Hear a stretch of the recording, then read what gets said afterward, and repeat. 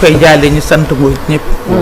waaye ma am métit woo xam ne nag wax naa ko démb Chérif moo tax sax ma ñëw. te El Hadj Malick mii moo ma teg métit boobu. waaw. ndax El Hadj Malick dama yaakaar ne bu ngeen di wax taxe comme ni ko Souleymane doon expliqué léegi. expliqué na ko taxe la dynamique la boo xam ne ci la nguur gi inscrire waaye baatu manque deretu askan bi. ñaaw na ñaaw goo xam ne dama koy ñaawlu te damay ñëw ba fii ci yéen door koy ñaawlu. ndax man live du sama cër. dem ci beneen télé aussi di ko fa wax du maandute. donc ci seen télé bii ngeen ko waxee ci fii ngeen ko waxee lay ñëw wax la ne la Alaaji Malick wax dañ koy jekkal wax dañ koy defar.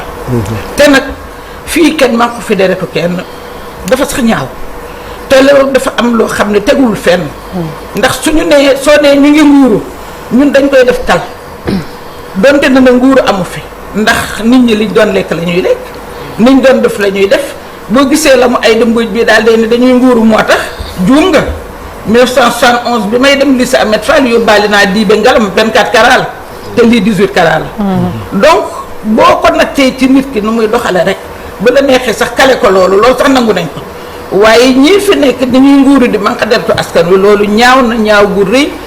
Chérif a ngi nii d'habitude daf ma daan topp di ma neexal super Linguère lii mais bii yoon waxul dara. daf ne ma ndax mën nga ñëw suba rek man la waaw man ko waaw mais wax naa ko itam ndax man du ma denc loolu wax naa ko ne ko dinaa xuloo de.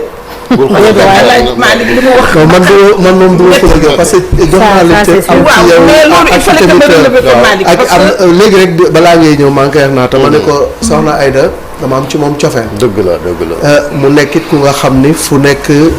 ànd nañ fa ma yëkkati ko tatagal ko moom it mu rendre ma ko bu baax dama lay nangul li nga xam ne moom ngay wax noonu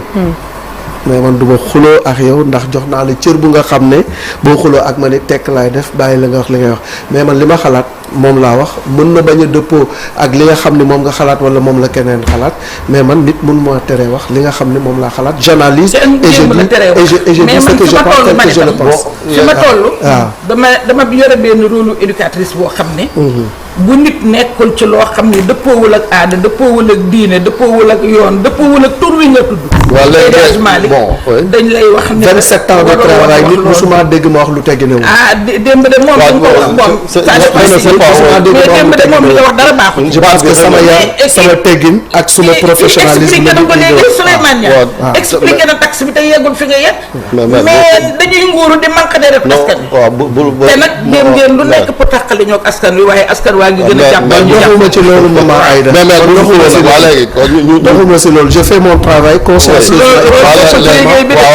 loolu du travail d'information du travail de conscientisation waaw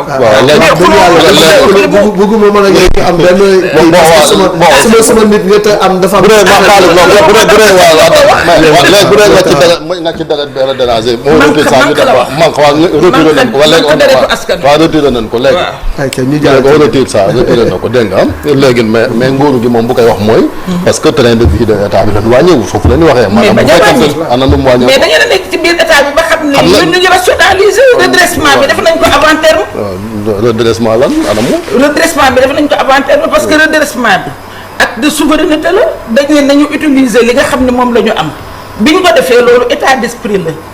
le statut de résilience la boo xam ne résilience économique la te ñu ngi ci avant président Ousmane Sonko di ko présenter devant le président Bassirou Diomaye Diakhar Faye ñun wax nañ ko